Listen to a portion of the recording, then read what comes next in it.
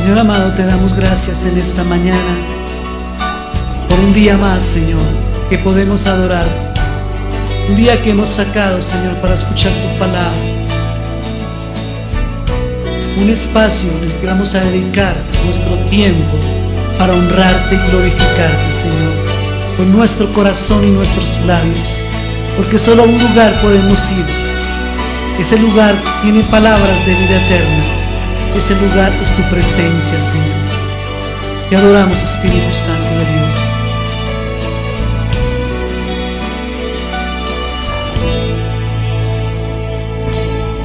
¿A quién iré en necesidad? ¿A quién iré en busca de paz? ¿Y quién podrá mi vida saciar de verdad?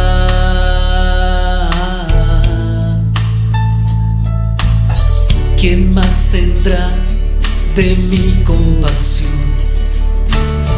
y entenderá mi corazón? ¿Quién cambiará mi eternidad sino tú, Jesús? Cristo, ¿a dónde más podría ir?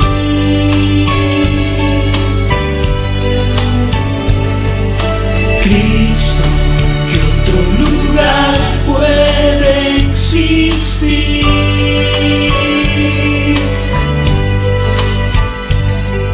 Solo tú tienes palabras de amor, camino al Padre y verdad eres tú. Cristo, ¿a dónde más podría ir?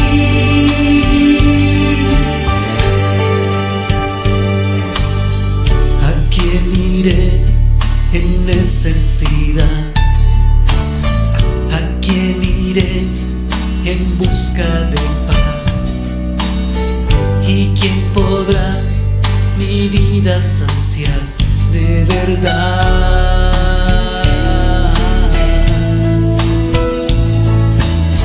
¿Quién más tendrá de mi compasión y entenderá mi corazón? ¿Quién cambiará mi eternidad sino tú, Jesús? Cristo, ¿a dónde más podría ir?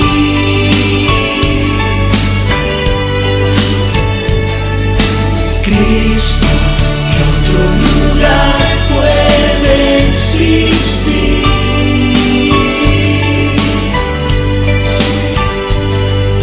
Solo tú tienes palabras de amor, camino al Padre y verdad eres tú. Cristo, ¿a dónde más podría ir?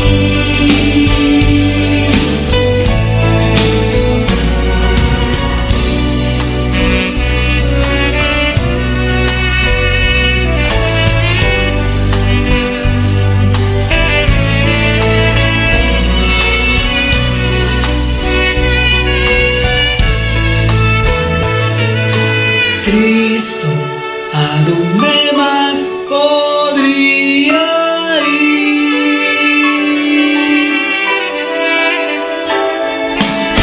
Cristo, ¿qué otro lugar puede existir?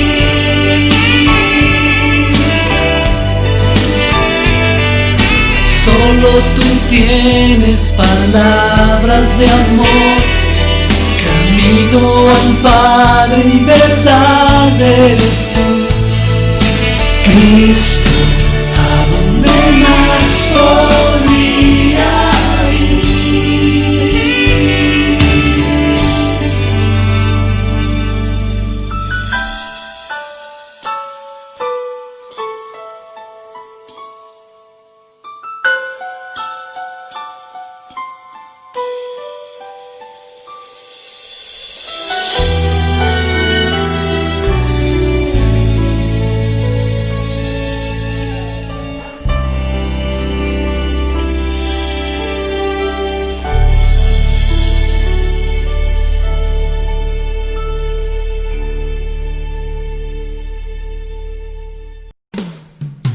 eres todopoderoso. Dile, Señor, tú eres todopoderoso. Amén.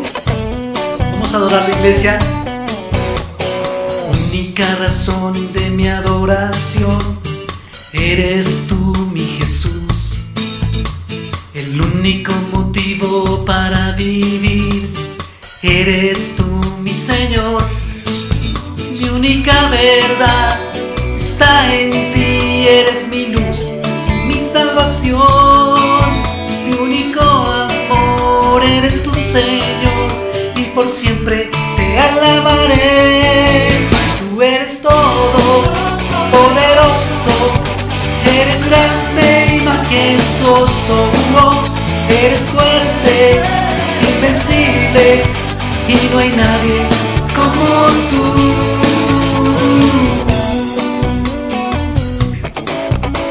La única razón de mi adoración eres tú, mi Jesús. El único motivo para vivir eres tú, mi Señor. Mi única verdad está en ti, eres mi luz, mi salvación. Mi único amor eres tu Señor, y por siempre te alabaré. Tú eres todo poderoso, eres grande y majestuoso. Eres fuerte, invencible, y no hay nadie como tú. Tú eres todo poderoso, eres grande y majestuoso. Eres fuerte, invencible, y no hay nadie como tú.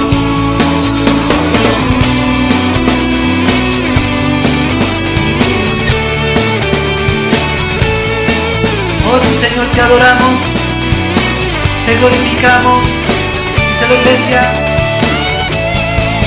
Tú eres todo poderoso, eres grande y majestuoso. Eres fuerte, invencible, y no hay nadie como tú. Tú eres todo poderoso, eres grande y majestuoso. Eres fuerte, invencible, y no hay nadie como tú. Tú eres todo poderoso, eres grande y majestuoso. Eres fuerte, invencible, y no hay nadie como tú. Tú eres todo poderoso, eres grande y majestuoso. Eres fuerte, invencible, y no hay nadie como tú.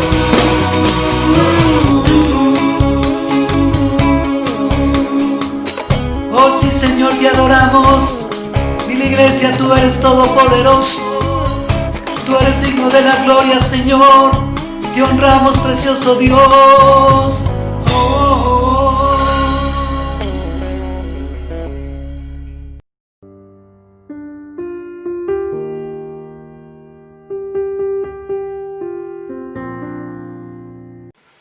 Mis amados hermanos y amigos en Cristo, Dios les bendiga abundantemente, que la paz del Señor esté sobre cada uno de sus corazones. Y hoy vamos a continuar con esta pequeña serie acerca de las parábolas que nuestro Señor Jesucristo contó, serie que hemos titulado Misterios revelados a través de historias. Hemos visto en las enseñanzas pasadas acerca de la parábola del sembrador, acerca de la parábola del tesoro escondido, del señor de la viña. En el anterior vimos la parábola del buen samaritano, y hoy vamos a estar tratando de esta parábola que tiene mucho que enseñarnos acerca de la vida cristiana, y es la parábola del fariseo y el publicano. Sé que la palabra del Señor tiene algo que decirnos hoy. La palabra del Señor siempre tiene algo para enseñarnos, para instruirnos, para corregirnos y es el caso, porque dice el apóstol Pablo que toda la escritura es inspirada por Dios y que es útil para la edificación del cuerpo de Cristo. Y antes de ir a la lectura de esta parábola, yo quiero que usted, ahí donde está, invite a las personas que están en su casa, que en estos momentos no están frente a la pantalla, llámenos para que junto a nosotros estemos hoy estudiando esta hermosa palabra que Dios nos tiene para el día de hoy. Incline su corazón, cierre sus ojos ahí donde está. Vamos a orar y a colocar este momento delante de la presencia de Dios. Amado Dios, te damos gracias en este día. Gracias por la vida. Gracias por la salud. Gracias por cada una de las bendiciones que tú pones, Señor, frente a nosotros. Gracias, amado Dios, porque podemos decir que hasta el día de hoy tú nos has ayudado. Tú has estado con nosotros, Señor, y que tu mano de poder ha estado sobre nuestras vidas. Señor, colocamos ese momento delante de tu presencia, pidiéndote que hoy todo lo que se diga sea, Señor, alineado, Padre Santo, con el propósito tuyo. Que Espíritu Santo, tú que eres el inspirador de esa palabra, sea hoy iluminando nuestros corazones, Señor, para entender la verdad de tu palabra. Suple todo lo que hace falta al instrumento humano, Señor, y que hoy, amado Cristo bendito, la palabra de Dios corra y sea glorificada. En el nombre de Jesús. Amén y amén. Acompáñeme ahí en su Biblia, en el Evangelio de Lucas, capítulo 18, y vamos a estar leyendo desde el versículo 9 hasta el verso 14. Leemos de la versión Reina Valera del 960. Leo a favor de los que me están viendo y ustedes siguen la lectura en sus Biblias o la pueden leer ahí en pantalla. Y lo hacemos en el nombre del Padre, del Hijo y del Espíritu Santo. Amén. Parábola del fariseo y el publicano. A unos que confiaban en sí mismos como justos y menospreciaban a los otros, dijo también esta parábola. Dos hombres subieron al templo a orar. Uno era fariseo y el otro publicano. El fariseo, puesto en pie, oraba consigo mismo de esta manera: Dios, te doy gracias porque no soy como los otros hombres, ladrones, injustos, adúlteros, ni aun como este publicano. Ayuno 2 veces a la semana, doy diezmos de todo lo que gano. Mas el publicano, estando lejos, no quería ni aun alzar los ojos al cielo, sino que se golpeaba el pecho diciendo: Dios, sé propicio a mí, pecador. Os digo que éste descendió a su casa justificado antes que el otro, porque cualquiera que se enaltece será humillado, y el que se humilla será enaltecido. Tal como es el caso de muchas de las historias de nuestro Señor, esa parábola no solo era contraria a la intuición de los que la estaban escuchando, sino que también era impactante y de alguna manera era chocante a toda norma religiosa de esa época. Al decir Jesús que un pecador confeso salió del templo justificado, mientras que esencialmente se consideró totalmente sin valor las muchas buenas obras de un religioso, de un fariseo, Jesús se opuso abiertamente a la teología de la salvación que predominaba en la conciencia del judaísmo. Y más que eso, mi amado hermano, Jesús estableció su evangelio en contra de la enseñanza de todas las grandes religiones del mundo. y contra toda esa noción innata del corazón humano caído. Esa parábola de Cristo marca una clara distinción entre los únicos dos tipos de religión que existen en el mundo. Aquella falsa religión de los logros humanos, de las buenas obras, en comparación de ese verdadero evangelio de la obra divina. El evangelista Lucas está claro y nos muestra de manera muy clara sobre a cuál público desea alcanzar esta parábola. Dice el versículo 9: a unos que confiaban a sí mismos como justos y menospreciaban a los otros, dijo también esta parábola. Fíjese, mi amado hermano, lo que dice Lucas. Dice que esta parábola era dirigida a unos que confiaban en sí mismos como ¿qué? Como justos, y que además menospreciaban a los otros. Y es que esta parábola es una parábola llena de contrastes. Encontramos unos paralelismos muy interesantes en la parábola del fariseo y del publicano. Aquí están dos hombres en un templo, pero dos hombres en polos opuestos en todos los sentidos que podamos imaginar. Estas marcadas diferencias entre ellos se ven primero en su posición social, segundo en su postura a la hora de orar. También lo vemos en el contenido de sus oraciones y en su posición final ante Dios. Dos hombres opuestos en extremo se encuentran en un templo. Miremos ese contraste en su posición dentro de la sociedad. El Señor primero toma como ejemplo a un fariseo. ¿Y quiénes eran los fariseos? Que ya lo hemos nombrado varias veces en este estudio de las parábolas. Un fariseo era un privilegiado social en ese tiempo. Yo sé que hoy en día la connotación de la palabra fariseo tiene otro significado después de lo que nos enseñan los evangelios, pero es de notar que en ese tiempo el ser fariseo significaba una persona que era un privilegiado social y religioso que ocupaba uno de los peldaños más altos en la escala de la alta sociedad judía. Los fariseos eran invitados de honor en cualquier reunión social.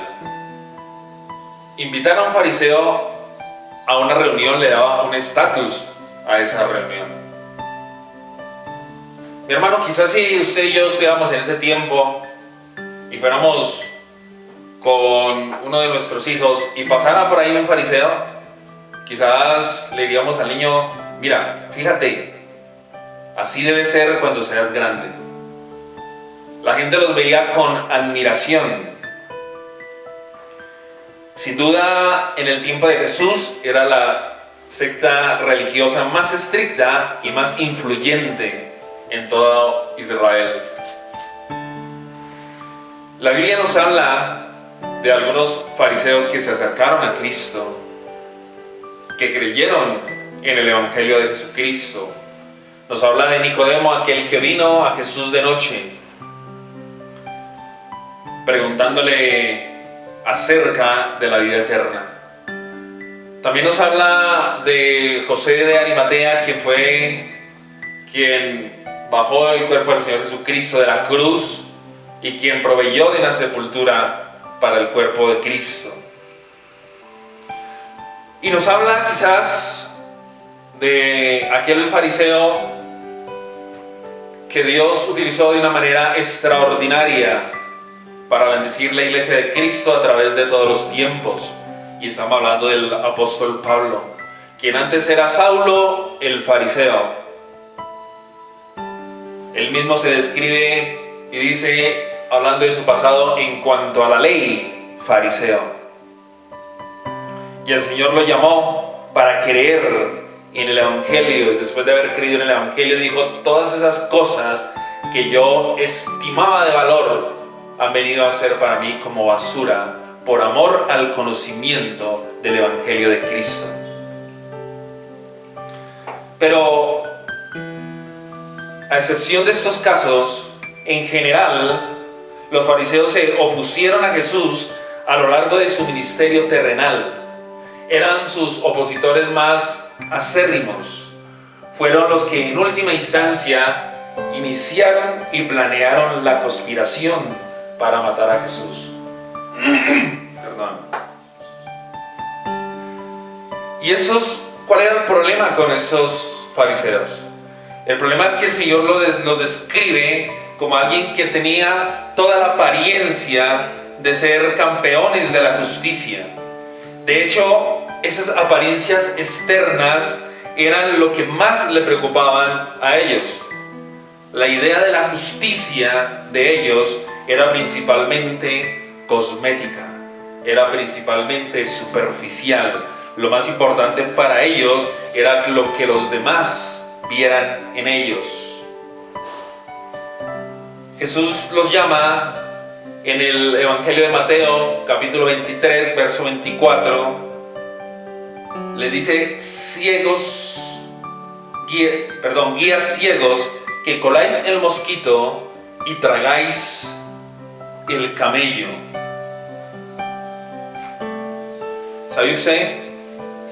Dice, al estudiar un poco acerca de los fariseos, dice que cuando ellos tomaban vino, cerraban su boca, tomaban el vino con los dientes apretados, así, para que no fuera a pasar que algún insecto cayera en la taza de vino y ellos, sin darse cuenta, se lo comieran y así estuvieran consumiendo un animal que el Antiguo Testamento describía como un animal inmundo. Y a eso se refería el Señor cuando decía, ustedes, guías ciegos, que coláis el mosquito y tragáis el camello. Haciendo aquí nuestro Señor Jesucristo una relación entre el más pequeño y el más grande de los animales que eran descritos en la ley como inmundos, para entender esa doble moral de los fariseos.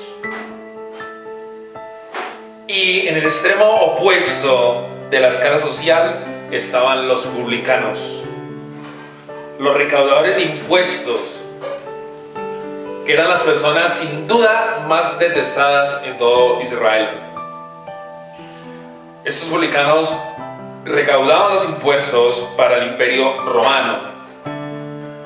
Ellos hacían algunos acuerdos para pagar una cantidad fija cada año al Imperio Romano, y cualquier cosa que recogieran de más era para ellos. Entonces acumulaban riquezas obtenidas mediante el aprovechamiento de su propio pueblo de una manera injusta. Así que a los ojos de sus compatriotas, ellos no eran más que unos miserables traidores, traidores a su religión, traidores a su nación, excluidos de toda actividad religiosa y de las relaciones sociales. Eran, a los ojos del pueblo de Israel, los seres más alejados de Dios, lo más bajo de lo bajo, sin posición social, sin importar la cantidad de riquezas que pudieran acumular mediante el robo y la extorsión. Esa era la manera en que el pueblo de Israel veía a los publicanos.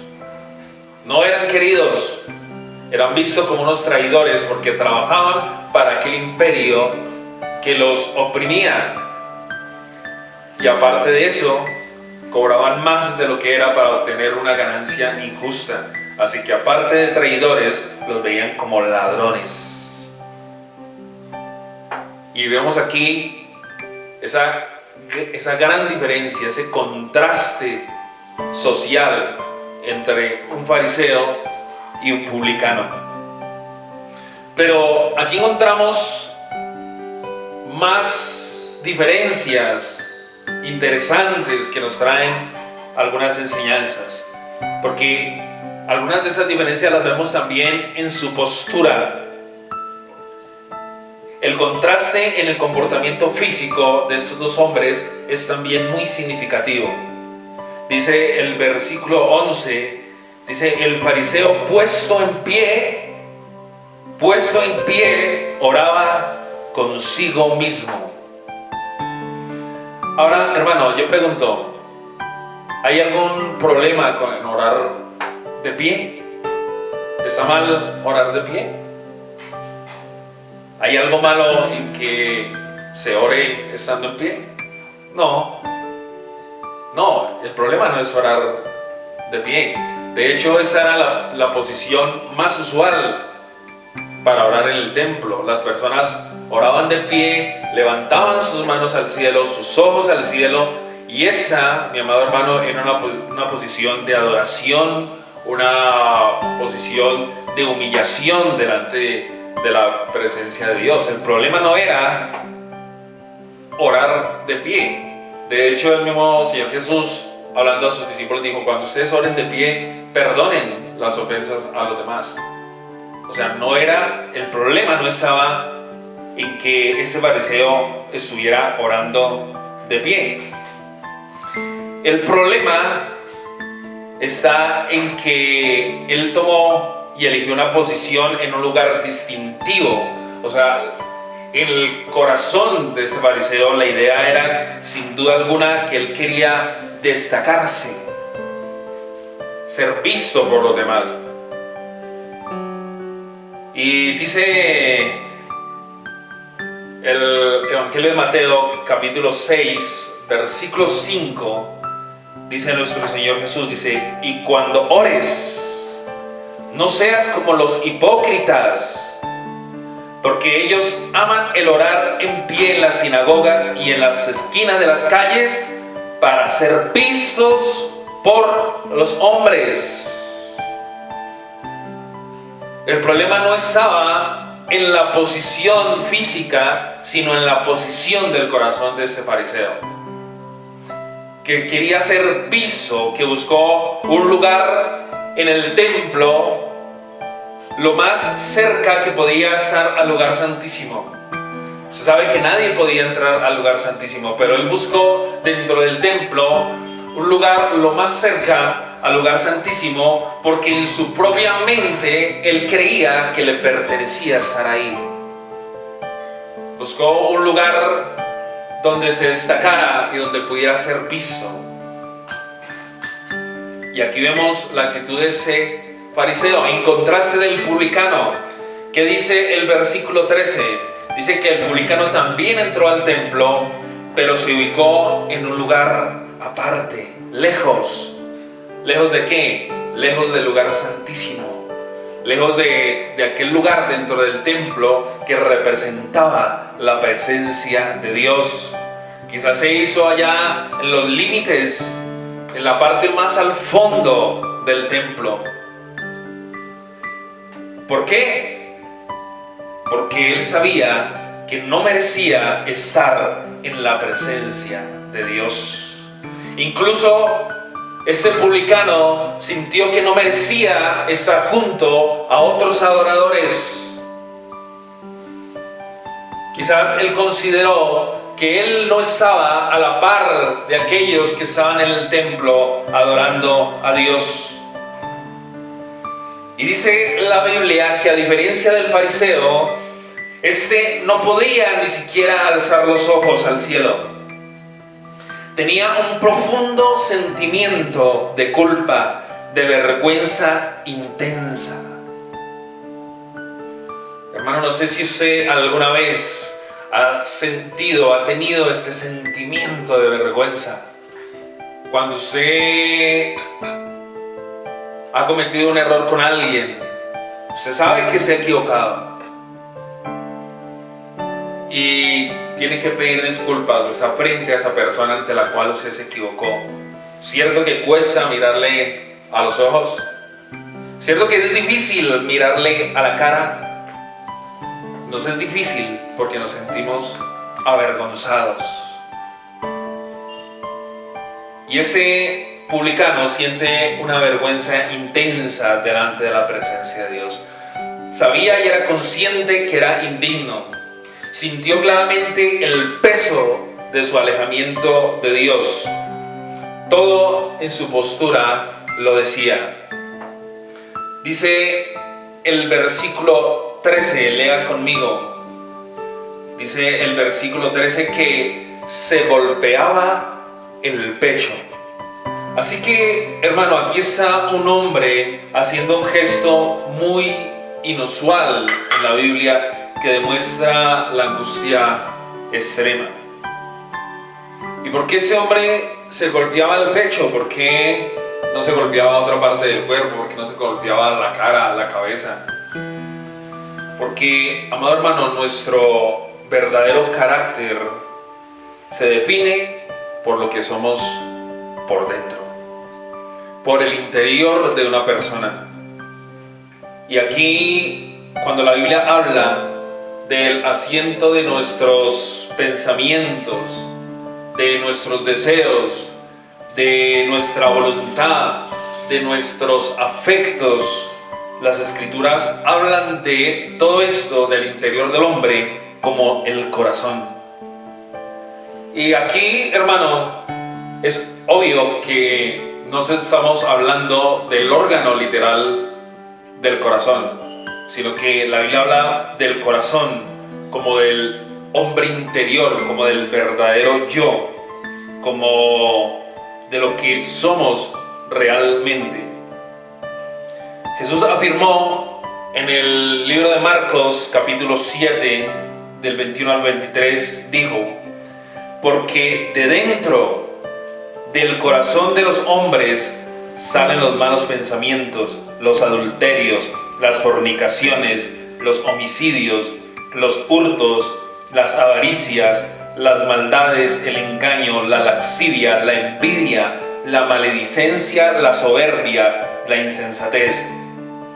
Todas estas maldades de dentro salen y contaminan al hombre. Golpearse el pecho simboliza el arrepentimiento de este hombre por la maldad que había atesorado en su propio corazón. Pero seguimos encontrando en esta parábola más contrastes, más diferencias, y aquí vemos también esta diferencia en el contenido de sus oraciones. Jesús hace esa interesante declaración acerca de la oración del fariseo.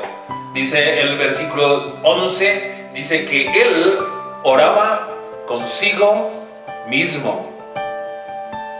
Él oraba consigo mismo. Mi padre hablaba acerca de oraciones que no pasan del techo. Decía que había oraciones que no pasan del techo. Y este fariseo oraba en voz alta de manera autocomplaciente, porque se complacía en oírse a él mismo recitar sus propias virtudes en público. Era una oración que no llegaba al cielo, era una oración que no llegaba delante de la presencia de Dios. Él estaba orando para exaltar su propio ego en lugar de realmente hablar con Dios. Mi amado hermano, se supone que cuando uno entra al templo de Dios, a la casa de Dios, entra para adorar y alabar el nombre de Dios. Pero ese fariseo nunca hizo eso. Usted no encuentra al fariseo dar alabanzas a Dios. Usted no encuentra a este hombre exaltar las virtudes de este gran Dios, sino que usted lo escucha exaltando sus propias virtudes y cantando sus propias alabanzas. Ya dijo alguien que aquel que canta sus propias alabanzas siempre desafina. Y así que ese hombre no está adorando a Dios en el templo de Dios, sino que está exaltándose a Él mismo. Y no solo no entra al templo de Dios para adorar a Dios, sino que tampoco encontramos que le esté pidiendo nada a Dios. Él no le pide misericordia, Él no está orando ni por gracia, ni por perdón, ni está pidiendo ayuda. Quizás, ¿por qué debería hacerlo si Él pensaba que estaba haciendo todas las cosas bien? Si quizás Él pensaba que tenía una vida excelente, moral y espiritualmente. Y no encontramos a ese hombre haciendo ninguna petición delante de Dios. Al parecer solo se refiere a Dios porque se supone que esa es la forma en que deben comenzar todas las oraciones. Digo a este hombre: Dios, te doy gracias porque no soy como los otros hombres. Y se encuentra cómo a continuación siguió con una enumeración de sus propias buenas obras. Dice el versículo 11,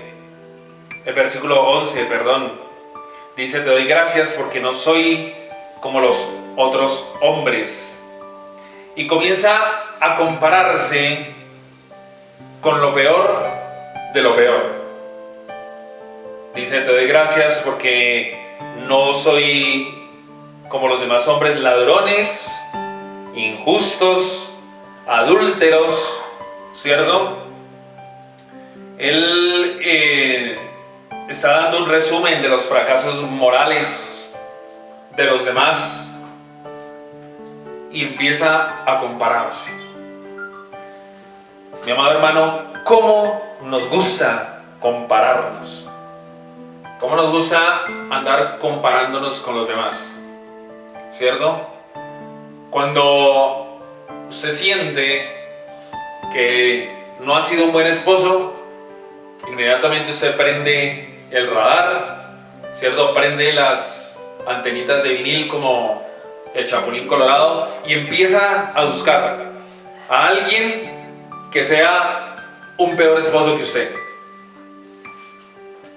Y cuando lo encuentra, entonces dice: bueno, no soy tan malo. Cuando quizás usted no ha sido un buen padre, empieza a buscar a alguien que deje mucho que desear como padre, para sentir que, bueno, no es usted el peor de los padres. Al fin y al cabo los hay peores. Cuando usted es un trabajador que no desempeña bien su trabajo, que llega tarde, que no cumple con excelencia su trabajo, empieza a buscar dentro de su empresa o dentro de sus compañeros quién lo haga peor que usted, para sentirse que usted no es tan mal trabajador. Así que, mi amado hermano, este hombre empieza a compararse con aquellos que han tenido fracasos morales y empieza a compararse con lo peor, con ladrones, con injustos, con adúlteros. Y para que quedara bien claro y para asegurarse que este mensaje quedara muy claro delante de Dios y de todos los demás a su alrededor, fue lo más específico posible. Y dice la palabra que quizás, digo yo, ¿no?, señalando a aquel publicano, aquel recaudador de impuestos allá en el rincón de aquel templo, dijo: y te doy gracias porque no soy como este publicano. Mi amado hermano, si usted es de los que le gusta compararse, compárese en la dirección correcta. Si usted quiere compararse, compárese todo el día si quiere, pero compárese con Cristo Jesús. Porque la Biblia dice que la dirección en que debe caminar nuestro corazón es en llegar a la estatura y a la plenitud de Cristo. Él debe ser nuestro modelo de comparación. Es en esa dirección en que debe ser comparada nuestra vida. No hacia abajo, no con aquellos que quizás ante nuestros ojos tienen más error que nosotros, para justificarnos a nosotros mismos. Debe ser en la dirección de Cristo, porque si aquel fariseo se hubiera comparado en esa dirección, quizás otra hubiera sido su oración. Pero aquel hombre, ese fariseo, lo que quería era anunciar todas sus virtudes positivas. Y por otro lado, tenemos la oración de este publicano, una oración corta pero sincera. Era una súplica genuina y urgente a Dios, pidiendo misericordia. Esas son las palabras de un verdadero penitente. Dice el versículo 13, Dios, lea conmigo por favor, versículo 13, dice, Dios, sé propicio a mi pecador. Mi amado hermano, el texto griego original utiliza el artículo definido el. Así que esta oración está diciendo, Dios, sé propicio a mí, el pecador. El pecador. Esto era lo que ese hombre estaba diciendo y se estaba reconociendo delante de Dios, no como un pecador más. Le estaba diciendo, Señor, ten misericordia de mí, el pecador. Mi amado hermano, esa debe ser la actitud con la cual tú debes presentarte delante de Dios. A veces es más fácil para nosotros decir, Dios, perdona nuestros pecados, y hablar de manera colectiva, ¿no? Es más fácil decir, perdona nuestros pecados, porque al fin y al cabo todos somos pecadores. Pero quiero decirte, mi amado hermano, que este publicano en aquel rincón del templo le dijo, Señor, sé propicio a mí, el pecador. Este hombre se preocupó por su propia culpa y no por la culpa de los demás. Y él se reconocía a sí mismo como el pecador. Mi amado hermano, que esa sea tu actitud y la mía cuando entramos delante de la presencia de Dios. Que cuando tú y yo estemos delante de su presencia, estemos cara a cara delante de la santidad de Dios. Porque delante de la santidad de Dios, el hombre se siente indigno, el hombre se siente pecador, el hombre honesto se siente pecador. Y eso fue, mi amado hermano, lo que dijo el apóstol Pablo en la primera carta a Timoteo, capítulo 1, versículo 15. Dice, palabra fiel y digna de ser recibida por todos, que Cristo Jesús vino al mundo para salvar a los pecadores, de los cuales yo soy el primero. Quizás, mi amado hermano, tú no sientas que seas el más grande de todos los pecadores, pero déjame decirte, tú eres el primero. El primero. Y cuando tú vayas delante de la presencia de Dios, debes reconocer que entre los pecadores, tú eres el primero. Este hombre no se preocupó por los pecados de los demás, ni se contó entre los demás. Digo, Señor, sé propicio de mí, el pecador.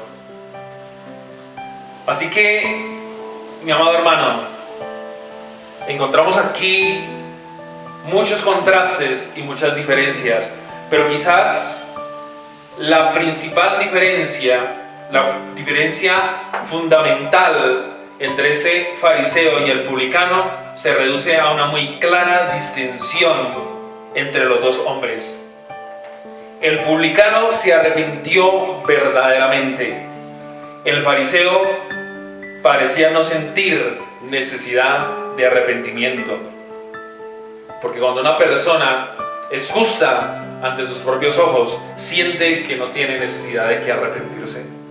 Muchas personas no vienen a Cristo porque creen que son personas buenas, porque creen que porque no matan, que porque no roban, están a paz y salvo con Dios. Pero déjame escucharte, amigo, si tú no conoces de Cristo y me escuchas hoy, déjame decirte que no son las personas buenas las que van al cielo. No son las personas justas ante sus propios ojos los que heredarán la vida eterna. Porque no basta con decirle y conducir a una persona al Evangelio diciéndole que Dios le ama y que Dios tiene un plan maravilloso para su vida. Porque antes de anunciar las buenas nuevas de salvación, porque eso significa el Evangelio, buenas nuevas, antes de hablar de las buenas noticias, hay que decirle las malas noticias de la ley, y es que ante la ley tú eres el pecador, el primero de los pecadores, y necesitas del arrepentimiento. Un verdadero evangelio es el que conduce a una necesidad de arrepentimiento. Mi amado hermano, si las buenas obras pudieran inclinar la justicia divina a favor de alguien, ese fariseo sería y se contaría entre esas personas que merecen un lugar de gran honor. Y esa es la forma en que muchas personas piensan que por sus buenas obras y por sus obras caritativas están a paz y cuentas con Dios. Pero déjame decirte algo, quizás este publicano en algún momento de su vida pensó de esta misma manera, pero la vida le había llevado a la conclusión de que no tenía absolutamente nada con lo cual negociar el favor de Dios. La justicia que tenía este publicano no le alcanzaba para negociar el favor de Dios. Y él se encontró con esta realidad escrita en la Biblia, donde dice que todas nuestras justicias son como trapos de inmundicia. Mi amado hermano, cuando este publicano ahora dice, Dios, sé propicio a mí, sé propicio a mí, está diciéndole en otras palabras, Señor, no puedo hacer nada para satisfacer las demandas de tu ley. Haz lo que tengas que hacer para que yo pueda estar a paz contigo, a cuentas contigo. La Biblia dice que solo hay una manera de propiciación y de justificación por nuestros pecados, que solo hay una manera, y es a través de la fe en Cristo Jesús.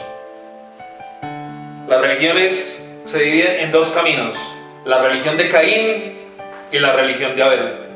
La religión de Caín, todas aquellas religiones que creen que hay algún mérito, que hay alguna obra, que hay alguna realización humana a través de la cual pueda ganarse el cielo.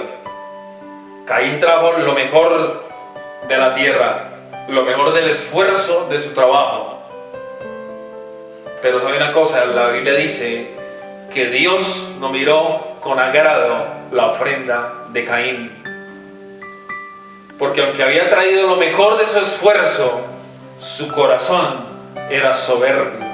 Su corazón no era un corazón legal delante de la presencia de Dios, hasta el punto que después se levantó y asesinó a su hermano Abel, porque su corazón era un corazón que no era agradable delante de la presencia de Dios.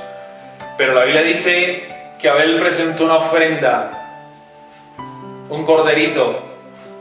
Él no tuvo que esforzarse en presentar eso, el corderito comía solo. Pero ese corderito significaba la sangre de un inocente, como significa la sangre de Cristo Jesús. No hay manera de que un hombre pueda ser salvo, porque la Biblia dice que no hay otro nombre dado a los hombres, ni en el cielo, ni en la tierra, ni debajo de la tierra, en la cual se puede encontrar salvación, sino solo en el nombre de Jesús, el Cordero inmolado, aquel inocente que ha muerto por los pecadores. Termina diciendo esta parábola, léalo conmigo. Dice que el publicano, descendió justificado antes que el otro. La justificación de este publicano fue una realidad instantánea. No hubo un lapso de tiempo. No hay tal cosa como el purgatorio. Dios lo declaró justo de la misma manera que un juez da el veredicto sobre un acusado. Y la Biblia dice que él descendió a su casa justificado. No por algo que él había hecho, sino por lo que se había hecho a favor de él. Mi amado hermano, ten mucho cuidado hoy que estamos estudiando esta parábola, de no mirar a este fariseo con ojos de fariseo. No sea que te encuentres diciendo, gracias Dios, porque no soy como este fariseo. Sino que hoy tú puedas con sinceridad presentarte delante de la presencia de Dios y decirle, Señor, sé propicio a mí, porque aún tengo mucho de fariseo, porque hoy en mi vida todavía permanece mucho de fariseo. Sé propicio a mí, pecador. Que esa hermosa parábola hoy nos haga reflexionar acerca de esa necesidad que tenemos cada día de agarrarnos delante de la presencia de Dios, de estar agarrados de su mano cada día. Quiero que ahí donde estás me acompañes a orar. Inclina ahí tu cabeza, cierra tus ojos y démosle gracias a Dios por esta palabra y por este momento. Amado Dios, gracias Señor, porque tú Señor eres nuestro único y suficiente Salvador. Gracias amado Dios, porque un día nos encontrábamos perdidos sin esperanza y tú nos encontraste, nos llamaste Señor y nos tienes hasta el día de hoy en tus caminos por tu infinita misericordia. Señor, no por nuestras capacidades, no por nuestras habilidades, sino por tu gran compasión, por tu gran amor. Gracias, amado Dios, por esta palabra. Tu palabra es viva y es eficaz, y es más cortante que cualquier espada de dos filos. Gracias, amado Dios, por hablarnos hoy a través de tu bendita y amada palabra. En el nombre de Jesús, amén y amén. Mi amado hermano, esta pequeña serie, le vamos a dar continuación, pero en los días miércoles. O sea, no este próximo miércoles, sino el siguiente miércoles. Aún nos quedan algunas parábolas por explicar en esta serie. Es mi deseo que usted nos siga acompañando en este estudio y ahí estaremos avisando, colocando los anuncios en el grupo para que ustedes se enteren y nos pueda acompañar. Recuerden enviar sus peticiones al grupo, a los números que están publicados, para que podamos orar por sus necesidades. Y hermanos, Dios les bendiga grandemente, abundantemente, y que tengan un feliz resto de día y el Señor me los bendiga. Hasta la próxima.